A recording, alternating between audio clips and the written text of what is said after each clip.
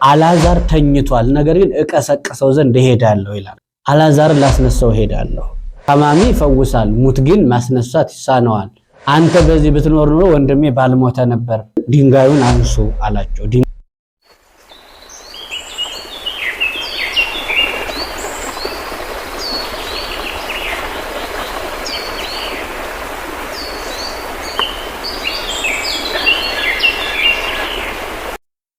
በስመ አብ ወወልድ ወመንፈስ ቅዱስ አሐዱ አምላክ አሜን።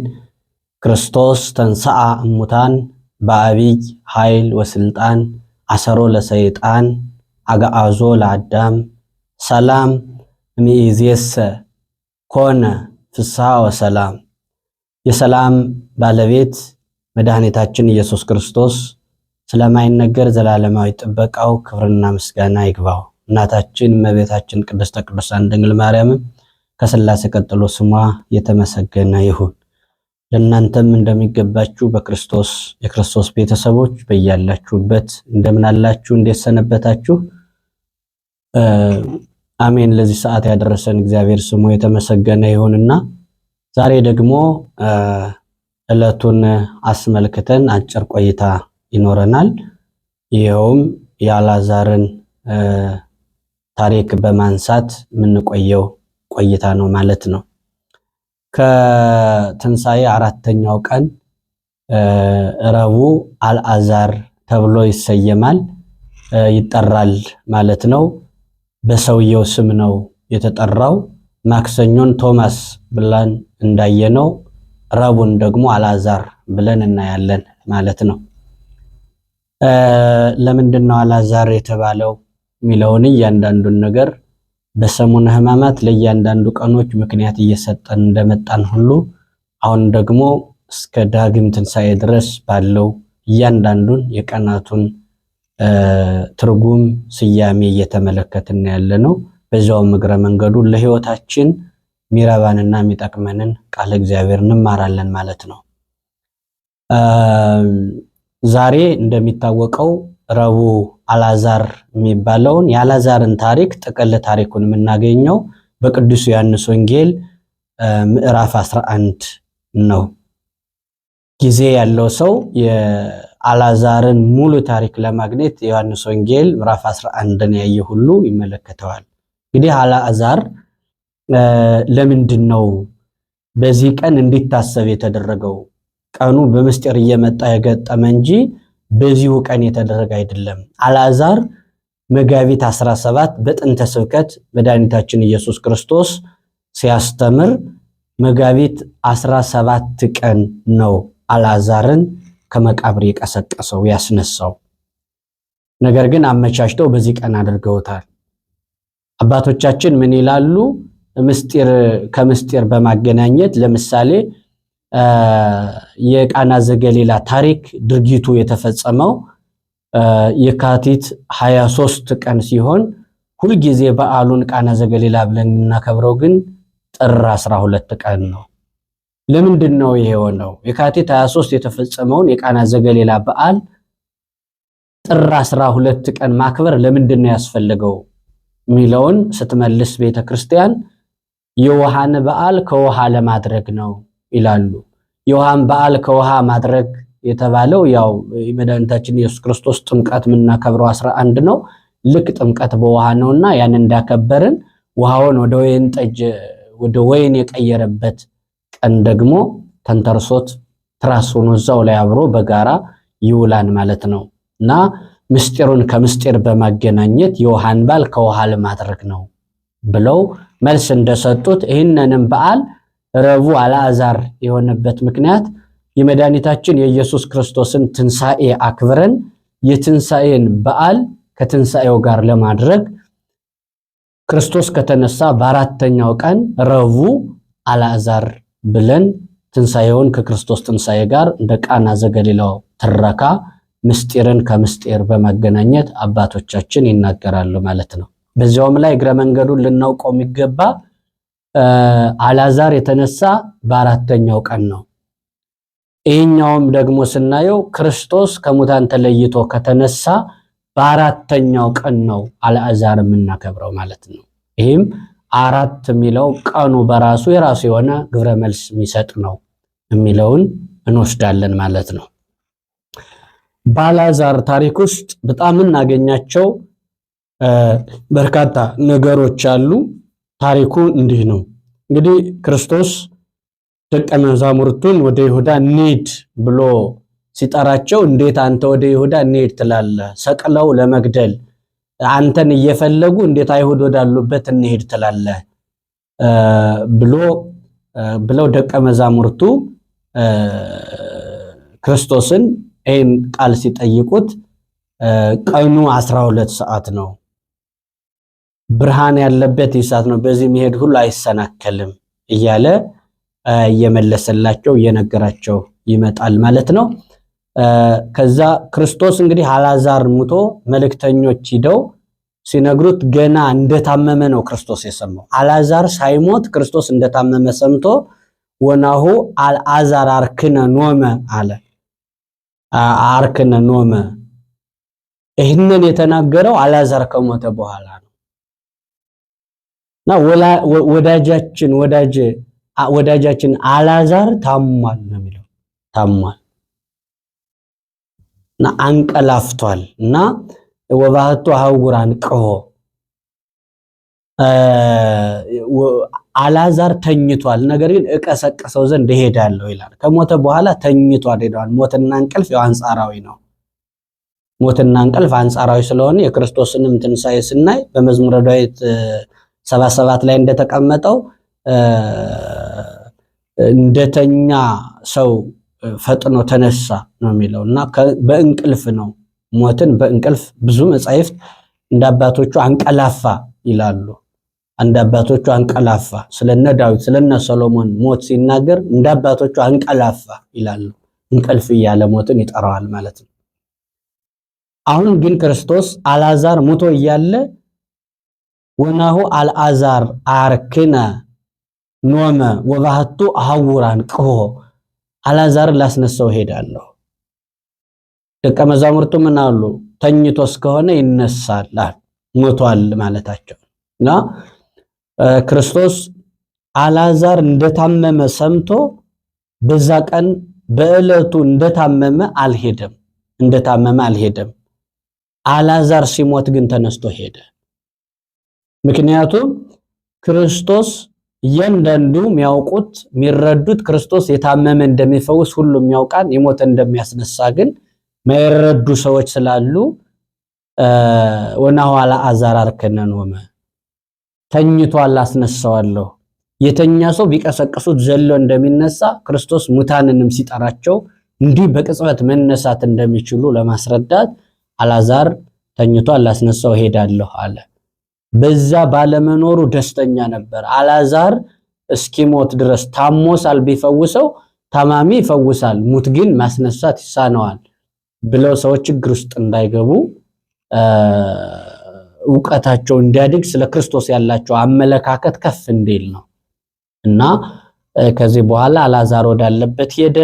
ማርታ አስቀድማ አየችው፣ ሩጣ ልትቀበለው ወጣችና ክርስቶስን መሰ ሀሎ ከዚህ ኢሞተ እሁዬ አንተ በዚህ ብትኖር ኖሮ ወንድሜ ባልሞተ ነበር ብላ ማርታ ክርስቶስን ነገረችው። ክርስቶስ ደግሞ በእኔ የሚያምን ቢሞትም ሕያው ይሆናል ይነሳል ብሎ ሲነግራት እውነት ነው፣ በትንሣኤ ዘጉባኤ በመጨረሻው እንደሚነሳ አውቃለሁ አለች። ያኔ እንደሚነሳ ግን አላወቀችም። ድንኳናቸውን ሲያነሱት ነው ክርስቶስ የሄደው። ድንኳኑ ሲነሳ ከዚህ ጋር የምናየው እውነት ለመናገር ማህበራዊ ኑሮን በራሱ ያስተማረበት ትምህርት ነው። ማህበራዊ ኑሮ ያስተማረበት ትምህርት ማለት ምንድነው? ክርስቶስ ትምህርቱን ሲጀምር ቃና ዘገሊላ ላይ ተገኝቶ በሰርግ ቤት ተገኘ።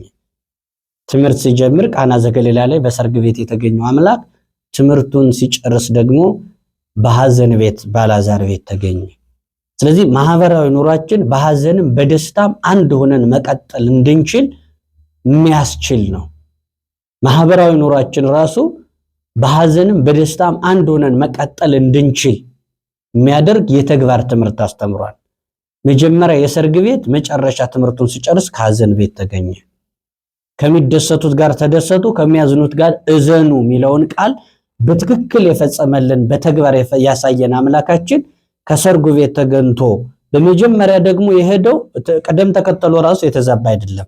መጀመሪያ ከሐዘን ቤት አይደለም ሄዱ፣ መጀመሪያ የሄደው ከሰርግ ቤት ነው።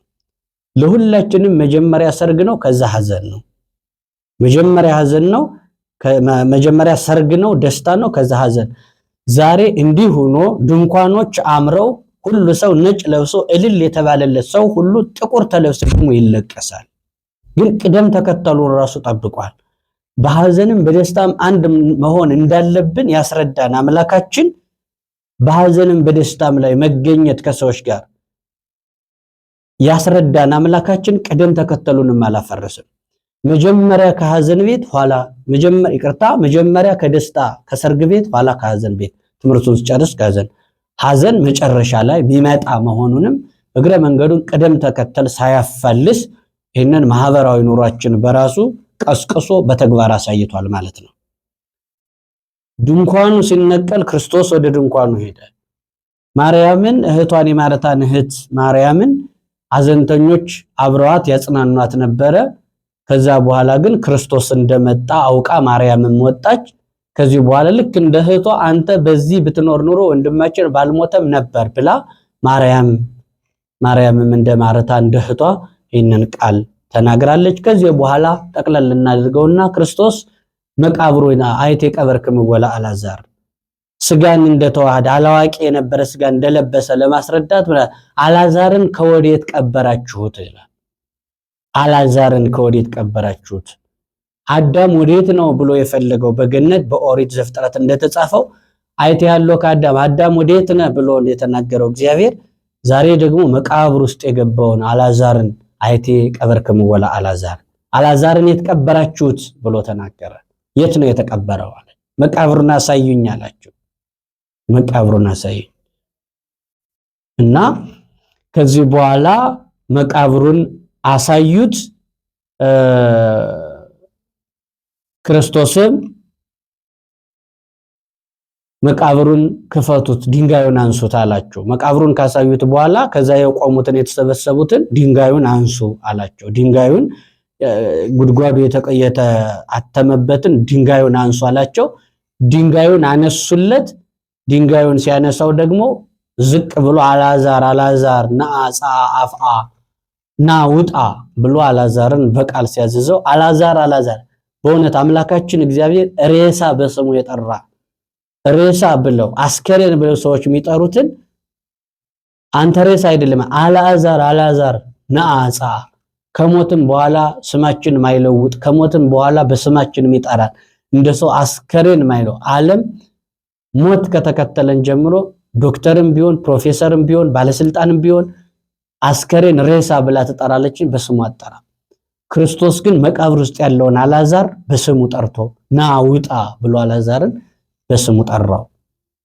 አልዓዛርም ወደ ውጭ ወጣና አልዓዛር ብሎ ደጊመ ቃል ለዕብራውያን ልማድ ነውና አልዓዛር አለ። አንድ ጊዜ ቢጠራው ማይሰማ ሆኖ አይደለም። ዕብራውያን በልማዳቸው ደጊመ ቃል ማረታ አብርሃም ብሎ መጥራት ልማዳቸው ነው ብለው ተርጉመዋል። እና ከዚህ የተነሳ አንደኛ በሌላ መልኩ ደግሞ አልዓዛር ሁለት ጊዜ መጥራቱ አንድ ለነፍሱ አንድ ለስጋው ነው። ነፍሱ ለብቻዋ ካለችበት አንዱን ድምጽ ሰምታ ትመጣለች። ስጋ መቃብር ውስጥ ሁለቱንም ለመጥራት ነፍስና ስጋውን ጥሪ ለማድረግ ሁለት ጊዜ አልዓዛር አለ። ሁለት ጥሪ ነው የጠራው። ና ጻአ ና ውጣ አለው። እንደተገነዘ ነው የወጣው። እንደታሰረ እንደተገነዘ ወጣ። ድንጋዩን ሰዎች አነሱ። ክርስቶስ አልዓዛርን አስነሳ። ከተነሳ በኋላ ምታት መስሏቸው ነበርና ፍቱትና ይሂድ፣ ሰዎች ሞቶ የተነሳ ነው ድጋፍ ያስፈልገዋል፣ ሲደግፉት ልቀቁት፣ ይሂድ፣ ፍቱትና ይሂድ አለ። አሁን ድንጋይ ያነሳ አካል አለ፣ አልዓዛርን አስነስቷል ክርስቶስ። ፈታችሁ ልቀቁት የተባሉ የፈቱ ደግሞ አሉ ማለት ነው። እንደዚህ አድርጎ በአራተኛው ቀን ከሞተ በአራተኛው ቀን አልዓዛር ብሎ ጠርቶ አስነሳው። አልዓዛር ብሎ ጠርቶ አስነሳው። አልዓዛር በተነሳ ጊዜ እነ ማርታን ለማላቀስ የመጡት ለቀስተኞች ከሐዘንተኞች ጋር አብረው የሚያዝኑት አይሁዳውያን ልክ አልዓዛር በእውነት በጣም የሚገርመው ለአልዓዛር አልቅሶለታል፣ እንባውን አፍስሷል። ሲያለቅሱ አያቸውና ክርስቶስም በለበሰው ሥጋ አዘነ፣ ታወከ ይላል። አለቀሰ፣ ታወከ፣ እንባውን አፈሰሰለት። ወሶበሪያ ለሀገር በከይል አይሊሃ ኢየሩሳሌምን አይቶ እንዳለቀሰላት አልዓዛርን አይቶ አለቀሰ። ወሶበርዮ ለዛ ያገብኦ ይላል። ያስያዘውን ያሰቀለውን ይሁዳን እንዳለቀሰለት ለአልዓዛርም አለቀሰ፣ ለኢየሩሳሌም አለቀሰላት የሚል ተጽፏል። ለእነዚህ ነገሮች እና አይሁድ እዛ የተሰበሰቡት ርእዩ ዘከማ ያፈቅረው እንዴት እንደሚወደው ተመልከቱ። እያለቀሰለት ነው። እንደታመመማ ደርሶ ቢሆን ያስነሳው ነበር። ምን ይሆናል ከሞተ በኋላ መጣሉ። የሞተውን ማያስነሳ መስሏቸው ነበረ። አይናቸው እያየ ከ4 ቀን በኋላ አልዓዛርን 2 ጊዜ የነፍስም የስጋም ጥሪ አድርጎ ና ውጣ ሲለው አልዓዛር በፍጥነት ወጣ። በዚህ ጊዜ አይሁድ ይህን ታምራት ያዩ አይሁድ በሙሉ ምን አደረጉ? እያንዳንዱ ወደ ክርስቶስ መምጣት ማመን፣ በክርስቶስ አመኑበት። በክርስቶስ ሲያምኑ በጣም ከፋቸው። ከዚህ በኋላ አይሁድን ክርስቶስን እንዲሰቅሉት ቅናት ያደረባቸው፣ ክርስቶስ እንዲሞት አይሁድ በቅናት እንዲያብዱ ያደረጋቸው የአልዓዛር መነሳት ነው። የአልዓዛር መነሳት በአይሁድ ላይ ትልቅ ቅናት አንዱ የመጀመሪያው አሁን ሆሳዕና ላይ ቤተ መቅደሱን ሲፈታ ሲያፈርስ አንጽሖት ሲያደርግ ምስጋናው ሲመሰገን አልዓዛር ከመቃብር እንደተነሳ ሲያይ ሰው ሁሉ ወደሱ ሄደ። ዓለም ሁሉ ተከተለው። ከዚህ በኋላ ሁሉ ተከተለው። ምን እናደርጋለን? ለምን ዝም እንላለን? ተሰቅለን እንግደለው። ዓለም እንዳያምን፣ ዓለም ድህነት እንዳያገኝ ያን ሁሉ ቅናት ያደረባቸው አልዓዛር በመነሳቱ። አልዓዛር በመነሳቱ የሰሩት ምንድነው ካላችሁ አልዓዛርን ራሱ እንግደለው ብለው ፈለጉት ይላል። አልዓዛርን ለማጥፋት ፍለጋ አድርገዋል። አልዓዛር እንዲሞት አልዓዛርን ለመግደል በጣም ደከሙ ይላል። ይህ መረጃ ማጥፋት ማለት ነው። አሁን በተግባር የሚታይ ነው። በክርስቶስ ለምን አታምኑ? እኮ ሙት እያስነሳን የ4 ቀን ሬሳ አስነስቷል ሲባሉ ሰው እንዳያምን አልዓዛርን መጥቶ ያየውና ክርስቶስ ያስነሳውን አልዓዛርን ካየ በኋላ ሰው ወደ ክርስቶስ ማመን ሲቀጥል አይ የለም ከዚህ በኋላ በጣም ትልቁ ችግር ያለ ትምህርቱ በላይ አልዓዛር እያየ ሰው እያመነበት ስለሆነ አልዓዛርን መግደል አለብን ብለው አልዓዛርን ሊገሉት ፈለጉ። ክርስቶስ ከመቃብር ያወጣ፣ እነሱ ደግሞ ያጠፋሉ። ስለዚህ በጣም ትልቅ የመረጃ ማጥፋት ክርስቶስ አምላክነቱ የሚገለጠው የሞተውን በማስነሳቱ ነውና ህዝቡ እንዳያምን ምን እናደርጋሉ? አልዓዛርን ህይወቱን አጥፍተን እንቅበረው፣ እንደገና ክርስቶስ ያስነሳውን እንቅበረው። መረጃ ማጥፋት። ባለፈው የትንሣኤ ዕለት ስንተርክ ጲላጦስ የላካቸውን ጥጦስንና የመቶ አለቃው የሚባለውን ደግሞ እነዚህን ሰዎች ሄሮድስ አስልኮ አይሁድ ከመንገድ እነዚህን እንደገደሏቸው ያሁን መረጃ ማጥፋት ነው። ምስክሮችን የትንሣኤዎችን ምስክር ማጥፋት ነው። አልዓዛርን መረጃ እንደማጥፋት እንቅበረው፣ እንግደለው ብለው አልዓዛርን ለሞት ፈለጉት ይላል። በጣም ይገርማል። ክርስቶስ አልዓዛር ከሞት ከተነሳ በኋላ የት ሄደ? መንፈስ ቅዱስ ለሐዋርያት በወረደላቸው ጊዜ አብሮ ነበረ። ስለ ክርስቶስ ትንሣኤ እጅግ በጣም የሰበከ ያስተማረ ሰው ነው አልዓዛር ስለ ክርስቶስ ትንሣኤ እጅግ እንደ ሐዋርያት አብዝቶ ያስተማረ። በጣም የሚገርመው አልዓዛርን ካስነሳው በኋላ ሐዋርያት በአንብሮተ እድ ሹመው ቆጵሮስ ለምትባል ሀገር መሪ አድርገው አለቃ አድርገው ሹመውት ቆጵሮስ የምትባለዋን 40 ዘመን አስተዳድረዋል። 40 ዘመን እንግዲህ ከመቃብር በአራተኛው ቀን የተነሳው አልዓዛር 40 ዘመን ኤጲስቆጶስ ሆኖችነን ቆጵሮስ የምትባለዋን ለ40 ዘመን ነው የመራት። ክርስቶስ ያስነሳው በ33 ዓመት ምህረት ነው። አልዓዛር የሞተው በ73 ዓመተ ምህረት ነው።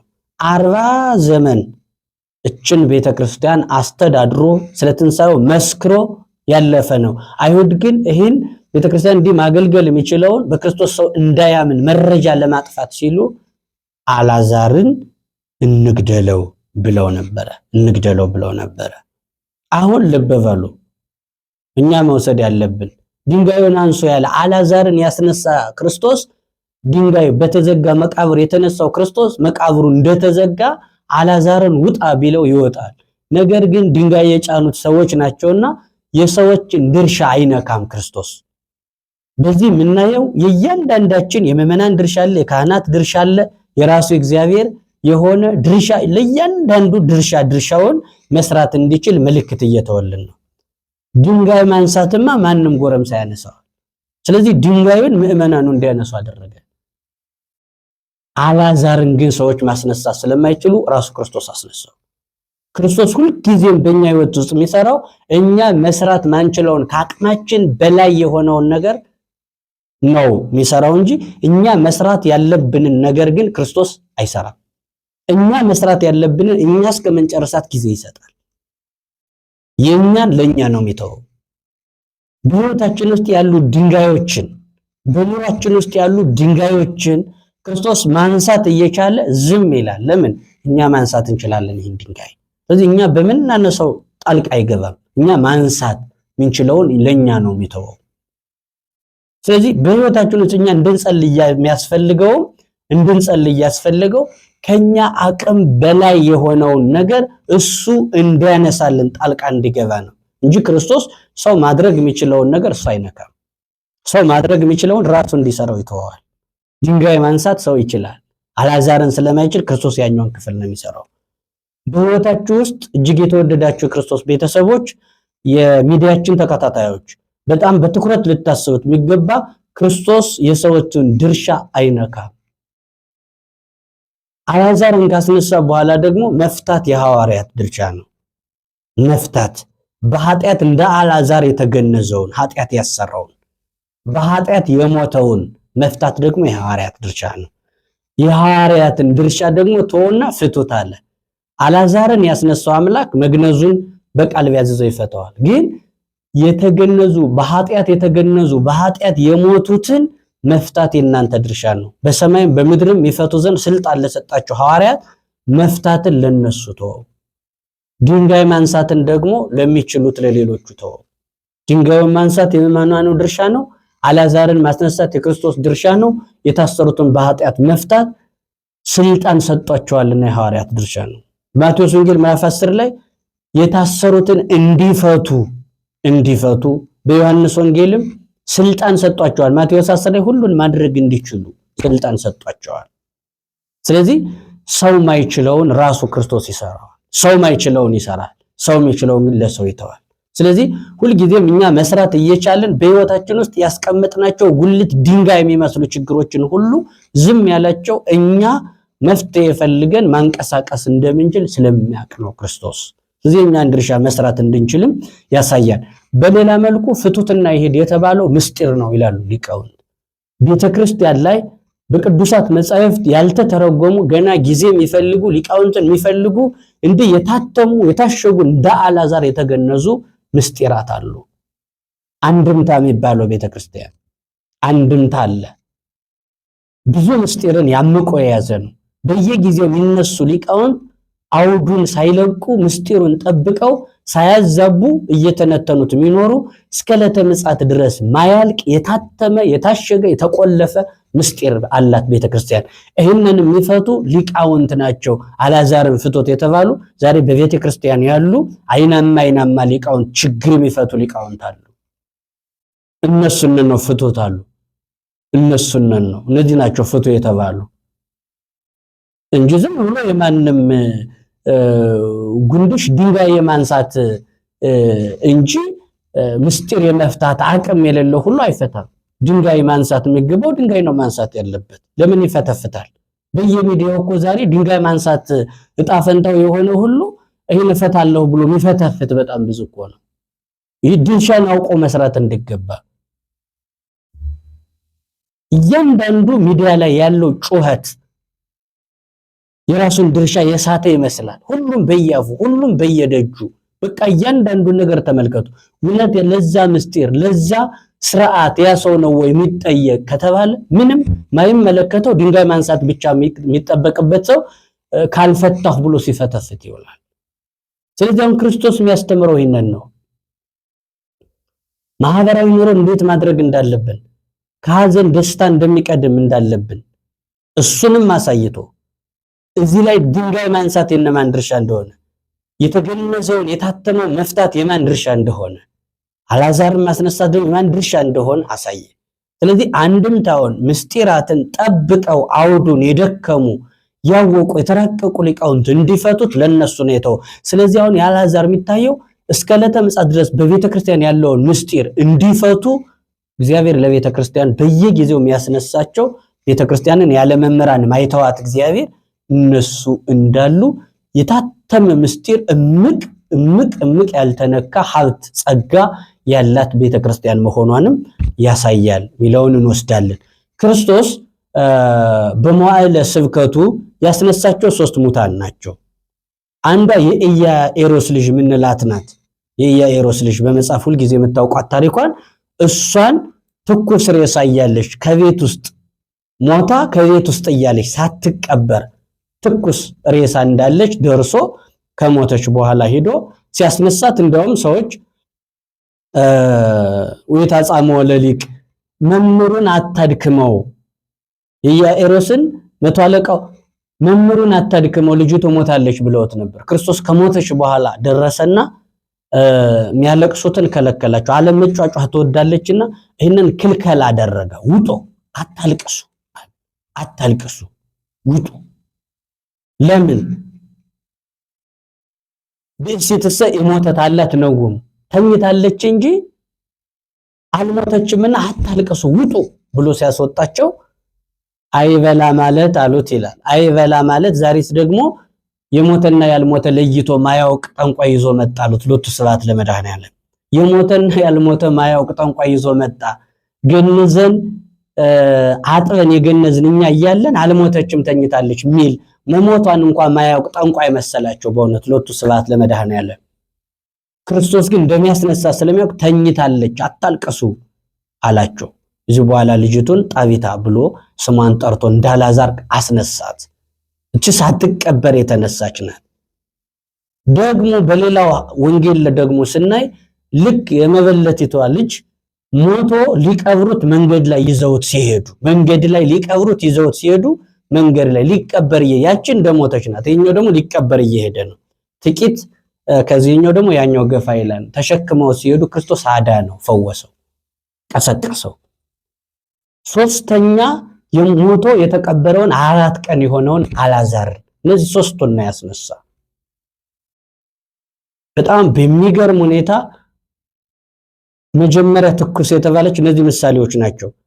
ትኩስ ሬሳ ተብላ የኢያኢሮስ ልጅ ከቤቷ ወዲያው እንደሞተች ያስነሳት የተባለች ሰው ኃጢአት የሚሰራ በ3 መንገድ ነው።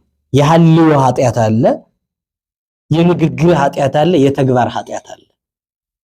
የሐልዮ የሚባለው ወዲያውኑ ብልጭ የሚባለው ሚለው ይሄ የሐልዮ ኃጢአት በሐሳብ ምናንሰላስለው ይሄ ስናንሰላስለው ሲቆይ ወደ ንግግር የሚያልፍ ነው።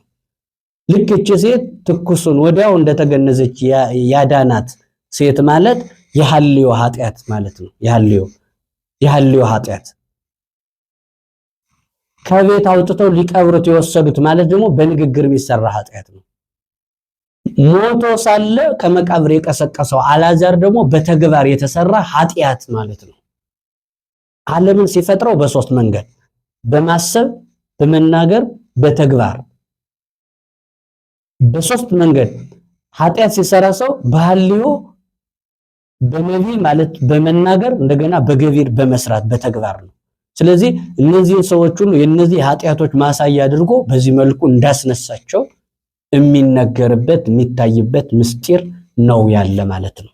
ስለዚህ እነዚህ ሁሉ ነገሮች የሚከናወኑበት እንጂ እንዲሁ ዝም ብሎ አልዓዛር ሞቶ ነበር ተነሳ የሚባል ሳይሆን እያንዳንዱን እየፈታን ብናየው ጊዜ ስለማይበቃን እንጂ በጣም ሰፊ የሆነ እምቅ የሆነ በቤተ ክርስቲያን ላይ ሰፊ መልእክት ያለው ነው። ይሄ ቀን በዚህ ቀን መታሰቢያ እንዲሆን ሰዎች ድርሻቸውን አውቀው እንዲሰሩ የሰዎችን ድርሻ እግዚአብሔር እንደማይነካ እግዚአብሔር በደስታም ቤት እንደተገኘ በሐዘንም ቤት ተገንቶ እንባውን እስከ ማፍሰስ ድረስ ማህበራዊ መስተጋብራችን ምን አይነት መሆን እንዳለበት ያየንበት የታተመ ጸጋ ምስጢር ያላት ቤተክርስቲያን እስከ መጨረሻው ድረስ ሊቃውንት ይህን እያፍታቱ ለህዝቡ እየነገሩ የሚኖሩባት ቤተክርስቲያን መሆኗን በጣም ሰፊ ነገር አይተናል። የአይሁድም ቅናት ክርስቶስም ለሞት ይሞት በቃ እንዲነሳሱ ቅናት ያነሳሳበትም የአልዓዛር መነሳት መሆኑን ይህን ሁሉ ነገር ሰፊውን ነገር ታይና ይሄ ታላቅ በዓል ተደርቦ ከሌላ በዓል ጋር እንዳይውል በዚህ ቀን እንዲውል አድርጋለች። እንግዲህ ከዚህ ሁሉ የአይሁድን ቅናት ከንቱ የሆነ ቅናት እንደገና ህዝቡ በክርስቶስ እንዳያምን መረጃ ለመደበቅ አልዓዛር ለማጥፋት የተደረገውን ክፉ ትጋት ሁሉ በመመልከት በእንደዚህ አይነት ትምህርት ወደ ህይወታችን አስገብተን ማየት እንድንችልና እኛም እንግዲህ አልዓዛርን ስናስብ አልዓዛር ሁለተኛ ሞት ይጠብቀዋል። እንደ ክርስቶስ የመጨረሻውን አይደለም።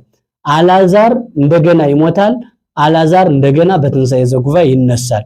ግን 40 ዓመት ግን ቤተክርስቲያንን አገልግሏል። ባለቅነት ሚለውን እንወስዳለን ማለት ነው። ያስተማረን የገሰጸን የቅዱሳን አምላክ ልዑል እግዚአብሔር ክብር ምስጋና ይግባው። እጅግ የተወደዳችሁ የፀሐይ ዘለዳ ሚዲያችን ተከታታዮቻችን በያላችሁበት ሁላችሁም እንኳን አደረሳችሁ እያልን ሁልጊዜም እንደምታደርጉት ላይክ፣ ሼር፣ ሰብስክራይብ በማድረግ ሚዲያችን ከፍ እንዲልና ቃል እግዚአብሔር ዓለም ጽንፍ እስከ ጽንፍ መዳረስ እንዲችል እናንተም የኛ ድርሻ ነው ብላችሁ ስራ መስራት እንድትችሉ የዘወትር ትብብራችሁ እንድታደርጉ እያሳሰብኩኝ ከዚህ ላይ ይቆየን። ይበቃናል።